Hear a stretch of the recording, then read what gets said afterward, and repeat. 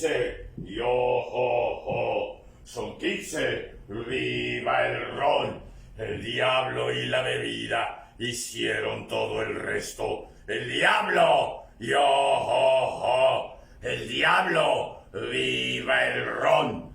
No regresó a bordo más que un hombre vivo. Un hombre vivo, yo, ho, ho. Un hombre vivo, viva el ron.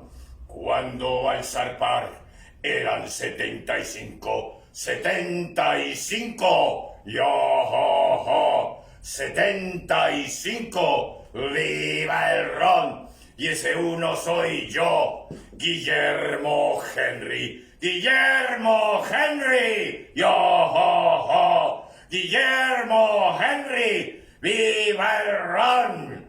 Bueno, me ha dado mucho gusto que me hayan invitado a este circuito artístico por parte del Instituto Veracruzano de la Cultura. Casas de la Cultura, estamos llegando a ustedes una vez más. Y vengo ahora para platicarles una historia verídica también. El asalto y saqueo al puerto de Veracruz del 17 de mayo al 30 de mayo de 1683. Estaban en guerra dos reyes, el rey de Francia, Luis XIV, el rey Sol, y el rey de España, Carlos I, el hechizado. Desde que nació el hechizado, estaba deforme y no podía hablar sino hasta los 10 años. Y así siguió, pero a los 16 ya pensaba muy bien. Le habían enseñado a ser buen rey. A los 18 tomó el poder. Y lo que se le ocurrió al rey Carlos I de España, el último de la casa de Habsburgo, fue casarse con una doncella de la cual quedó enamorado y ella también de él. Y esos 10 años que vivió ella, Matilde de Orleans, a él junto con sus consejeros también jóvenes, todo el reino de España y de las Indias le debían una cantidad millonaria, millones y millones de maravedíes. Y él lo que se le ocurrió fue tabula rasa. A partir de ahora, todos lo que me debían y lo que me debían, nada me deben. Pero a partir de este momento, tendrán que pagar impuestos. Bueno, en 10 años, para 1683, creció nada más el comercio del puerto de Veracruz un 4000%. Y si salían 1000 barras de plata, ahora salían 10,000. Y si salían 1000 barras de oro, ahora salían 1000 y 1000 más. Así fue como la riqueza que había en el puerto de Veracruz y los caballeros de la fortuna, que son bucaneros, filibusteros y corsarios, sabían que era un puerto muy rico, resguardado, tal vez por 3000 soldados. Entonces no era nada fácil hacer el saqueo. Sin embargo, 2 capitanes, 2 generales fueron los más importantes.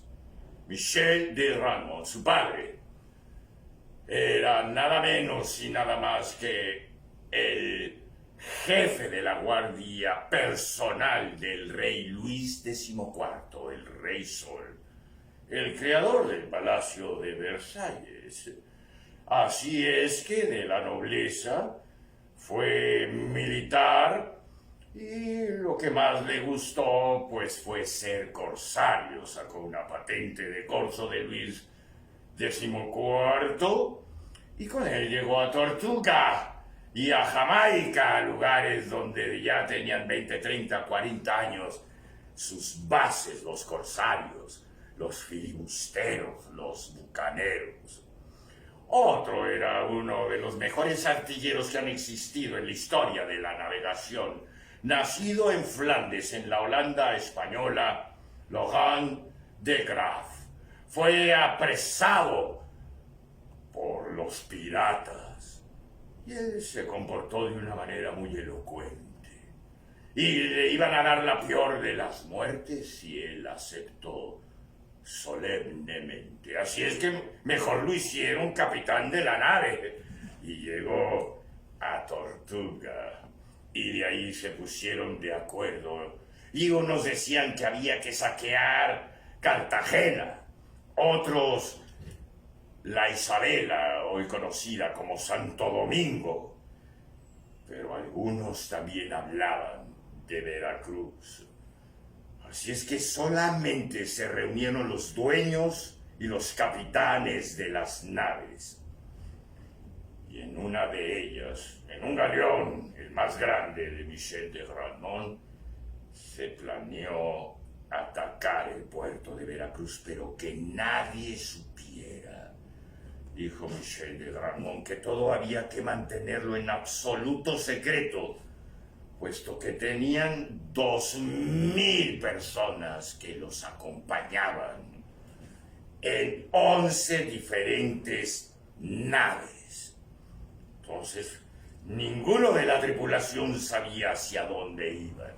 Franceses, ingleses, holandeses, alguno que otro español, iban a hacer el atraco y saqueo a Veracruz. Llegaron a la isla de la Juanaja y ahí se les unieron todavía 2 corsarios más, 2 naves más, sumando 2,300. Y llegaron precisamente el 17, era lunes 17 de 1683. Aquí en Veracruz hay un sol espléndido, un calorón, y los pescadores, por andar en rencillas, no salieron a pescar. Y por eso, cuando se acercaron 2 de las naves de los corsarios, los 2 únicos galeones que venían, el Trinidad y el Santiago, pues toda la gente de Veracruz dijo, traen banderas españolas. Son las que vienen de Venezuela y traen el cacao. Otros decían, no, son la adelantada de la Real Flota del Tesoro. Pero después, ya en la tarde, en vez de llegar a San Juan de Ulúa, desaparecieron. El gobernador de Veracruz, el alcalde, puso en su lugar a los de la caballería. Eran 9 baluartes, los alertó a que tuvieran lista la pólvora. El baluarte de Santiago, el más importante, llamado el Polvorín, tenía que tener listas todos sus cañones, sus balas y sus mosquetes. Dadas estas órdenes, a las 3 de la madrugada se retiró. Pero los corsarios ya venían mucho más adelante. A 1 legua, 6 kilómetros, ahí fue donde descendieron 2,300 corsarios, pero Laurent de Graaf dijo que él y sus 200 hombres llegarían primero y que ya que estuvieran seguros de que se podía ser tomada, desde el baluarte de Santiago daría 3 disparos y sería la señal para hacer el atraco y los momentos más espantosos que se han vivido en esta tierra del puerto de Veracruz. El saqueo y el asalto por parte de estos corsarios. Él se hacía acompañar de Lorenzo Jacobo, mejor conocido como Lorencillo. Él era un mulato que también era sambo, pero había sido esclavo del Marqués de la Morsa, un inglés ya españolizado, avecindado, que el más rico de toda la Nueva España, que lo había tratado peor que a los perros.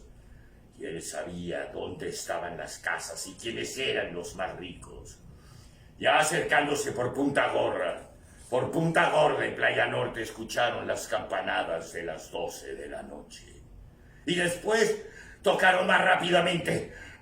Laurent de Graaf creía que estaban tocando a arrebato y los habían descubierto, y dio la orden de ponerse y la marcha atrás. Pero Lorencillo le dijo que no se preocupara, que eso era costumbre de los jarochos, que ya a las 12 de la noche les tocaban fuerte para que ya dejaran de tomar, de salir de las casas de juego, de prostitución y se fueran a sus casas. Fueron entrando los 200 corsarios de Laurent de Graaf y vieron que efectivamente en los baluartes no estaban apercibidos. La caballería no pasaba por ninguna parte. Llegaron a la plaza de armas y vieron que las casas reales estaban cerradas pero en tranquilidad. Cuando llegaron al baluarte de Santiago, el comandante de ellos estaba fumando viendo hacia la playa y no se percibió de su entrada. Trataron de hacer una escaramuza, pero todos se rindieron. Así es que iba a dar la señal de entrar al saqueo a las 2 de la madrugada cuando Lorencillo les dijo: no. Es mejor al amanecer, porque es cuando más profundamente están dormidos los españoles mulatos y negros que vivían en la Villa Rica de la Verdadera Cruz. No había más que españoles y sus hijos, los criollos, y sus esclavos. No había mestizos, no había indígenas que vivieran. De los 6,000 que habitaban la Villa Rica de la Verdadera Cruz, en la madrugada del 18 de mayo de 1683. Y a esa hora... Así, ¿verdad? 3 disparos y comenzó el saqueo. 800 de los corsarios de Michel de Gramont ya estaban entrando a los baluartes en las casas reales. Todos se rindieron pidiendo: ¡buen cuartel! ¡Buen cuartel! Y así los que ponían oposición, que fueron muy pocos, permitieron que todos los demás empezaran a entrar en las casas y a sacar a las personas y buscar a los principales, ya fueran religiosos, civiles o militares. A 2,000 de todos estos los encerraron, a los más importantes, en el templo de Santo Domingo, que era el más grande. Ahí los hacinaron durante varios días. El primer día de los 5 que estuvieron en Veracruz, y después los demás días estuvieron con sus rehenes en la isla de los sacrificios. No les daban de beber ni de comer. Así es que les llevaron agua y bizcochos. Se peleaban por ellos. Las mujeres trataban de deformarse porque creían que iban a ser violadas. Laurent de Graaf, conociendo a Michel de Gramont, buscó que las más importantes y principales y señoritas se escaparan, porque Michel de Gramont llegó al sillón del gobernador y de ahí mandaba a todos que realizaran el saqueo y las torturas para que le contaran. Él sí era un verdadero, tal vez el más sanguinario de todos los corsarios que han existido. Y en ese momento estaba aquí, dirigiendo el saqueo y el asalto a Veracruz. Al segundo día, la gente hacía sus necesidades y también tenían hambre. Eso ya era un estercolero. Al tercer día era insufrible y solamente les daban agua y bizcochos de comer. Lorencillo fue al palacio del señor, el marqués de la Morsa, el más rico, y no lo recibió. Cuando quisieron entrar, mató a varios, a 7 de los corsarios. Entonces Lorencillo fue por una tercerola, que es un pequeño barril de pólvora que lo podía explotar todo su palacio. Entonces accedió, dado que tenía a su esposa y a sus 6 hijas. Le pidió dónde estaba el dinero. Él dijo dónde había algunos cientos de barras de plata y algunas pocas de oro. Y él sabía que tenía miles de oro y cientos de plata, lingotes. Así es que intentó prenderle fuego y les dijo dónde estaba ese dinero. Y así fueron con todos y cada uno de ellos. ¿Dónde tienen el dinero? Saquearon todas las casas, también los cubiertos, las alhajas, los jamones, el vino, se lo bebían. Bueno, era una cosa espantosa lo que se vivía en el templo de Santo Domingo, porque cada vez era peor. Pero la gente se rehuía a decir dónde tenían el dinero y pusieron varias tercerolas alrededor del templo. Con eso era suficiente para incendiar todo el puerto de Veracruz. No lo hicieron. La gente empezó a acceder y decir dónde tenían el dinero y lo mandaban traer desde Jalapa, desde Perote, desde la capital de la Nueva España. Y ellos se iban a esperar, porque si no lo daban, no salían vivos. Lo peor de todo fue que uno de las tercerolas en la sacristía explotó, matando a más de 20 corsarios y como a 100 de los que estaban ahí presos, españoles y principalmente militares, civiles y mujeres. Y bueno, lo peor no fueron esos 100 y pico de muertos, sino que también los niños, las mujeres, los ancianos brincaron, corrieron y muchísimos murieron aplastados. Esa fue la peor matanza que se dio. De los 400 que murieron en el asalto y sitio al puerto de Veracruz en mayo de 1683. Había 1,800 negros y mulatos, hombres y mujeres. Ellos ayudaron a cargar los 13 barcos de todas las joyas, de todo el dinero, de todas las riquezas, de toda la comida, todo lo que pudieran se lo llevaron. Pero ya estaba pronto y ya se sentía que se acercaba la flota del tesoro del rey Carlos I de España. Así es que se apresuraron y se llevaron algunos cientos, principalmente frailes, religiosos de todas las órdenes, benedictinos, franciscanos, betlemitas, había más de 5, y los abades, los priores, decían: yo doy 500 pesos por mi vida. ¡No!, les decía Lorencillo, tú tienes más de 500, tu vida va a costar 50,000.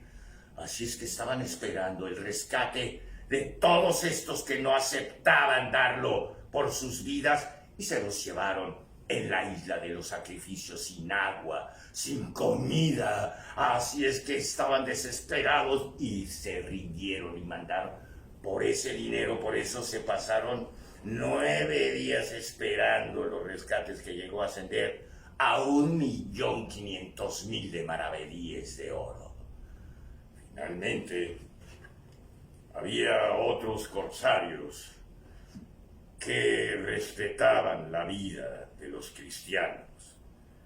Sin embargo, había uno de Hull que los insultaba y hablaba mal de su religión, y fue reprendido por Laurent de Graff y le quitó el bastón de mando y con eso lo golpeó y lo mandó encerrar en la sentina, en la parte más baja de su barco, donde murió días después al llegar a Campeche.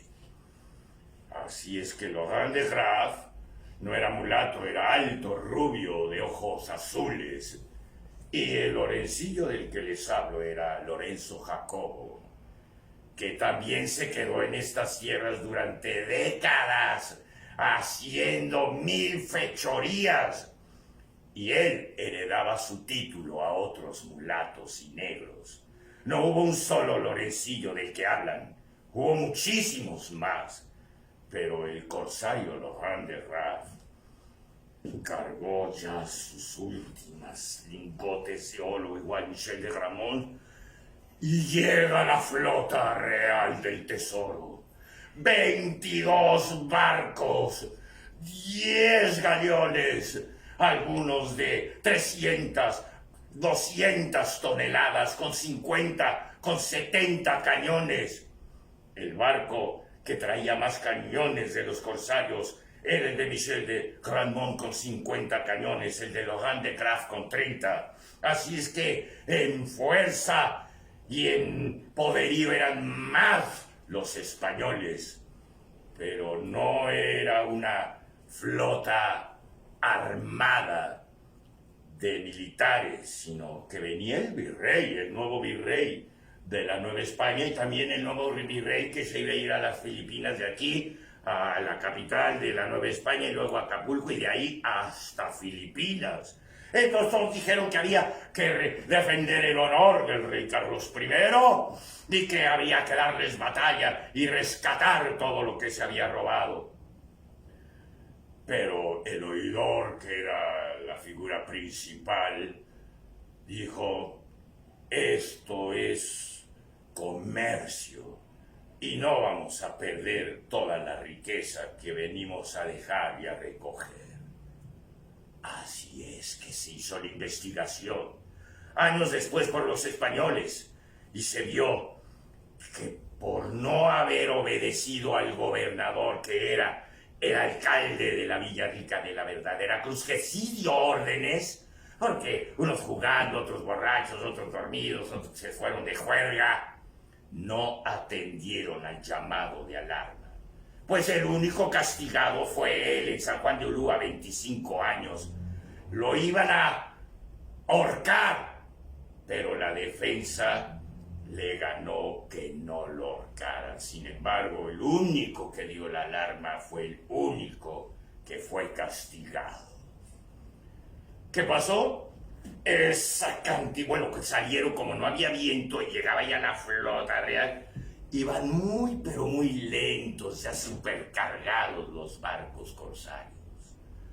Y los que se quedaron ahí sin comer, ya habían destrozado todas las barcas, entonces no podían salir los que iban queriendo salvar a nado y salir de la isla de los sacrificios a Veracruz. Se los comían los tiburones, o unos también morían ahogados. Entonces ya no sabían ni qué comer ni qué hacer, estaban desesperados, las mujeres gritaban a gritos. Total, después ya las barcazas de la flota real los rescataron, les llevaban de comer y se los arrebataban, y todos se querían subir al mismo tiempo. También ahí murieron varios, pero ya sin la fuerza de los corsarios, por la desesperación del hambre, el hambre que ya tenían. Se tomó como decisión que se construyera una muralla para defenderse de los corsarios. Esto, que se calcula en 7 millones de maravedíes, llegó nada menos y nada más que al Palacio de Versalles, recién inaugurado, de el rey XIV, el rey Sol de Francia, y con este poderío creó la primera superpotencia mundial de la historia. De Hoc, que murió, su viuda se la pasó toda su vida viviendo en un palacio y viajando en carrozas en Ostende. Michel de Gramont fue recibido como un héroe en el Palacio de Versalles. El rey le dijo que iba a ser el almirante de todas las Antillas francesas. Llegó con la mejor nave que se podían ustedes imaginar, con todos los adelantos técnicos. Pero 2 meses después, sin saber qué pasó, desapareció del mapa. Laurent de Graaf descansó. Se quedó a vivir en Holanda y vivió muchísimos años disfrutando de esa enorme riqueza, teniendo hijos e hijas y decenas de nietos, todos ellos de ojos azules y rubios. Así es que ahora ya conocen más claramente cómo fue que se vivió este horrible momento. Pero yo creo que lo peor de todo fue cuando los mexicanos y los mestizos que tenían prohibido andar a caballo para 1683, ya eran cientos de jinetes que se enfrentaban y veían a los corsarios cómo saqueaban la ciudad. Y ninguno de ellos se metió, porque tal vez pensaban que cuando Cortés le quemó los pies a Cuauhtémoc para saber dónde estaba el tesoro de Moctezuma, los corsarios los habían vengado. Ninguno de ellos se metió. Y sí se pavoneaban y cabriolaban, pero no atacaron ni a ninguno. Así es que, como estaba habitada esta villa rica de la verdadera Cruz por estos españoles que tenían esclavos y que trataban muy mal a todos los demás, no se metieron. Esta es la enseñanza que deja este saqueo. La hermandad, respetar los mandamientos como verdadero católico, no habría hecho que esto hubiera sido tan terrible. Son 15 los que quieren el cofre del muerto. Son 15, yo, ho, ho. Son 15, viva el ron. El diablo y la bebida hicieron todo el resto. El diablo, yo, ho, ho. El diablo, viva el ron. No regresó a bordo más que un hombre vivo. Un hombre vivo, yo, ho, ho. Un hombre vivo, viva el ron. Cuando al zarpar eran 75, yo, ho, ho. 75, viva el ron. Y ese uno soy yo, Guillermo Henry, yo, ho, ho. Guillermo Henry, viva el ron. La, la, la, la, la.